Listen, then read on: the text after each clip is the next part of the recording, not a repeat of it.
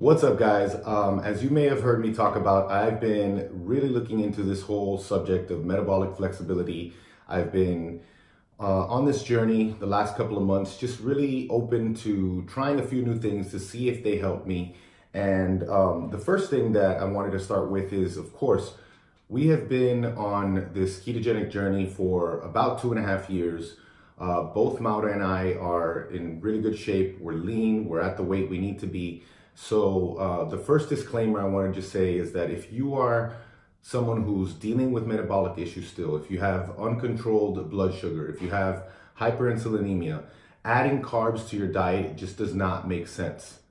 But if you do have, you're at your goal weight, you're looking at improving your performance, you've already fixed your blood sugar's under control, you're not having those symptoms of high insulin, your belly fat is low, and you want to see if adding some carbs to your diet makes sense, then keep watching, because this is what I'm talking about and this is what I'm doing this month. So this month, if you didn't see my intro video, it's basically an experiment where I wanted to try to bring in some days of the week where I ate more carbs, and I wanted to keep those within a paleo framework. So real food, with the exception of sometimes adding some dairy on the paleo days. I know, dairy is not a thing on paleo, but on a few of those paleo days this month, I did have dairy, I did have some cheese. That being said, we started this paleo diet in 2011, a long time ago, and we felt the best we've ever felt in our lives. And we did start to do intermittent fasting, and it's funny because the days that we did intermittent fasting and when we had our carbs real low on paleo, we felt the best, and that's when I got the leanest. So it's kind of this thing where paleo and keto are having this marriage together. That's how we think that that's the best combination based on our experience in the last several years with keto and our experience all those years ago with paleo. It's funny because when I went to the Metabolic Health Summit, my two favorite talks, and I had already decided that I was going to do this experiment, but my two favorite talks were from Mark Sisson and Rob Wolf, two guys whose books I read all those years ago. I used to listen to both of their podcasts, and I just think they're really smart people. Of course, they were hesitant to get on the keto bandwagon when keto got popular. They both have kind of adjusted that and been more friendly to keto. But that being said, both of their talks had a lot to do with metabolic flexibility and not being so dogmatic in our thinking that it, kind of keeps us from some of the benefits that having some more carbs may have for some people. So I really love that. And as you know, this is how the experiment was outlined in the previous video. I was going to do Mondays are a long fast. So basically from Sunday to Monday, I fast about 22 to 24 hours, anywhere from like 8 p.m. to Sunday or 6 p.m. Sunday till 4 to 6 p.m. on Monday. And then in that one meal, I would just have one big meal. And that was my way of trying to lower protein at least one day a week, because my protein is always high nowadays. On all the other days, paleo days and carnivore days, my protein was right around 220 pounds, so just under 1 gram per pound of body weight in pounds. So I want to talk a little bit about the initial results. So initially, what I noticed was that with my fasted blood sugar, after eating paleo days, which let me back up because I forgot to mention the rest of the week. So I was going to do Mondays the fast, Tuesdays, Thursdays, and Saturdays paleo days, and then Wednesdays, Fridays, and Sundays typical carnivore days. And what I noticed initially was that my blood sugar was all over the place after these paleo days, and I was having 100 to 150 grams of carbs on paleo days. My fat would be a little bit lower. Typically my fat is anywhere from 175 to a little bit over, all the way up to my body weight, basically 220 grams. And I did notice that my fasted sugar was higher, and I also noticed that my postprandial numbers were kind of crazy at first, and it indicated to me that it was possible that I was one of these people that was experienced this thing that they call physiological insulin resistance, where when you eat a low carb diet for a really long time and you consume carbs, your body kind of doesn't know what to do with the carbs. And so insulin has to work a little bit harder to bring the blood sugar down. And, I prefer Dr. Bickman's term, Benjamin Bickman. He calls it carbohydrate intolerance. It just makes sense because it's not really insulin resistance, but there is something happening where people have issues when they eat carbs after they've been on a ketogenic diet for a long time.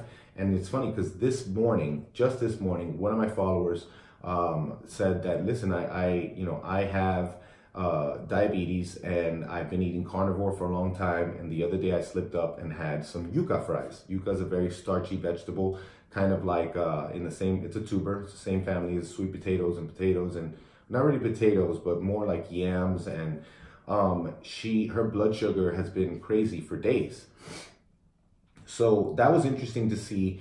And the funny thing is that within about a week and a half, my blood sugar came right back down, and now it's very, very well controlled. And so after these 4 weeks that I've done this, my blood sugar is always good. I wake up in the morning with blood sugar numbers as low as 60, as high as 80, 81, but always kind of low.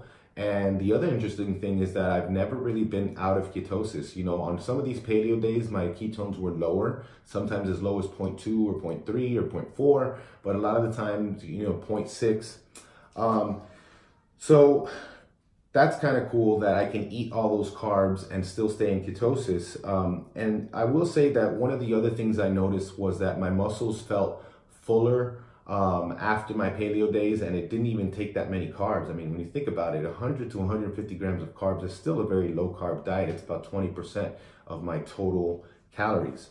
The other thing is that my weightlifting workouts, if I did go heavy or if I did want to go hard, for instance, Ben Pekulski back in town, lifting with him, I felt like I had a fuller tank, to be honest. And just felt like I had more gas in the tank, and it kind of made me think, when we were training with Derek Lunsford to prep him for the Olympia contest last year, there were times where I would hit a wall, and I was mostly carnivore. There was a month there where I was doing about 50 grams of carbs post-workout. I didn't really like that because it was the only time all day that I had the carbs, and I felt like cravings the rest of the day. And I will say that that's one of the downsides of this, is that on some of my paleo days, I would experience more cravings, as well as even bleeding into the next day, feeling more cravings, that I wouldn't be able to fast like I usually fast, and I would have to eat like a big old ribeye for breakfast, like at 8 in the morning.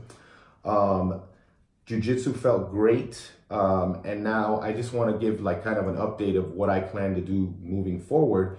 Is I really do just love carnivore. I'm carnivore most days. I think that if I choose to go heavy again or do more of a lifting regimen, which I'm not really lifting that much. I'm lifting about twice a week right now. I'm doing body weight exercise every day, doing jiu-jitsu 3 to 4 times a week. I will experiment with some targeted keto, because that would be just a cool way to see if having those carbs like before and during my training, and it would be something like dried fruit, dried mangoes, dried apples, or some type of fruit, would probably help, especially if I was going heavy. And the other thing that I think is kind of cool is that now I know that if I choose to eat carbs every now and then, and they're real food carbs, and there's not an issue. Oops. Sorry about that. If I do choose to eat real food carbs, it's not going to make me go crazy. I'm not going to feel bad. And I kind of like having that metabolic flexibility, that ability to eat carbs every now and then if I wanted to. Makes this whole lifestyle much more sustainable. And then of course, when Maura carbs up for her cycle, which is usually like on day 19, a few days after ovulation, and on day 1 and 2 of her cycle for hormonal reasons, I can join her in that carb up if I wanted to. I can have, some sweet potato or some berries or some, she loves the dates with nut butters, which I don't blame her. Dates are delicious. So that's kind of something that I would do, and it's just nice to know that I have that flexibility. Sleep quality, that was something that I was hoping would improve, but to be honest, my sleep quality has kind of stayed the same. My REM is always good, and this is being, tested with the Aura. My REM has always been kind of decent, anywhere from an hour to 2 hours REM sleep, but my deep sleep continues to be a concern. I get under an hour of deep sleep most days. If I get over an hour, I'm lucky, which I know is important because deep sleep is that restorative sleep that really helps you physically recover, whereas REM sleep is where all of the things that you learned that day are being basically transferred into your long-term memory.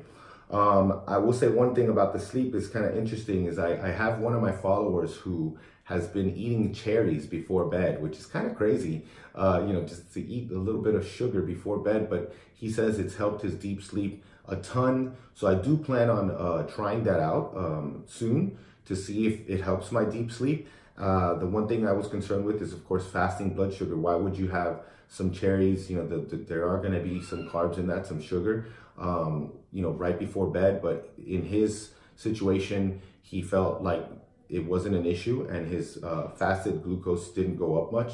So, that's definitely something that I want to try. But overall, I really, really love this experiment. It was one of my favorite experiments that I've done to date, especially just because I've been keto for so long. It's just really cool to know that I can have carbs every now and then and not only feel good, but still stay in ketosis. So I hope this helped you guys. I hope it helped open your eyes up a little bit to looking at different possibilities. Again, I still don't think it's real smart to go high carb. I think that it's a minimum effective dose situation where you can, add some extra carbs that are going to help you fuel your workouts.